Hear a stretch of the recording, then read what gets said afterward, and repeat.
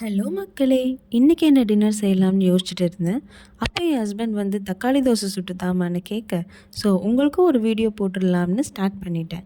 தக்காளி தோசை சிம்பிளாக, ஈஸியாக, கிறிஸ்பியாக இன்றைக்கி எப்படி செய்யலான்னு பார்க்கலாம் வாங்க. ஃபஸ்ட்டு 4 கரண்டி தோசை மாவை எடுத்துக்கலாம். எங்கள் 2 பேருக்கு 4 கரண்டி எடுத்திருக்கேன். உங்களுக்கு எவ்வளோ தேவையோ அது போல் எடுத்துக்கோங்க. அதுக்கப்புறம் ஒரு பெரிய பழுத்த தக்காளி எடுத்து ஜாரில் போட்டுக்கலாம். 3 காஷ்மீர் மிளகாயை போட்டுக்கலாம். 2 பல் பூண்டு, கொஞ்சம் பெருங்காயத்தூள் சேர்த்து மிக்ஸி ஜாரில் அரைச்சி எடுத்துகிட்டு வந்துக்கலாம். நல்லா மைய அரைச்சி எடுத்துகிட்டு வந்தாச்சு. இப்போ இந்த தக்காளி விழுதை நம்ம எடுத்து வச்ச மாவு கூட போட்டு நல்லா கலந்துக்கலாம். மாவையும் இந்த தக்காளி பேஸ்ட்டும் நல்லா மிக்ஸ் ஆன பிறகு ஒரு 5 நிமிஷம் வெயிட் பண்ணிவிட்டு அதுக்கப்புறம் சூடான தோசைக்கல்லில் அழகாக தோசை சுட்டு எடுத்துக்கலாம்.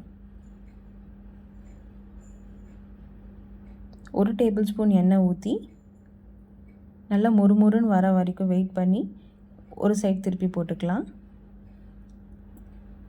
ஒரு நிமிஷத்துக்கு அப்புறமா எடுத்து போட்டால் நல்ல தக்காளி தோசை ரெடி ஆகிடும்.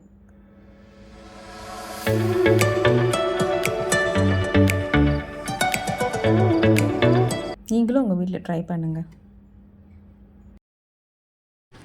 மாமியார் மருமகள் குக்கிங் சேனலை லைக் பண்ணுங்கள், ஷேர் பண்ணுங்கள் அண்ட் சப்ஸ்கிரைப் பண்ணுங்கள். Thank you all. பாய் பாய்.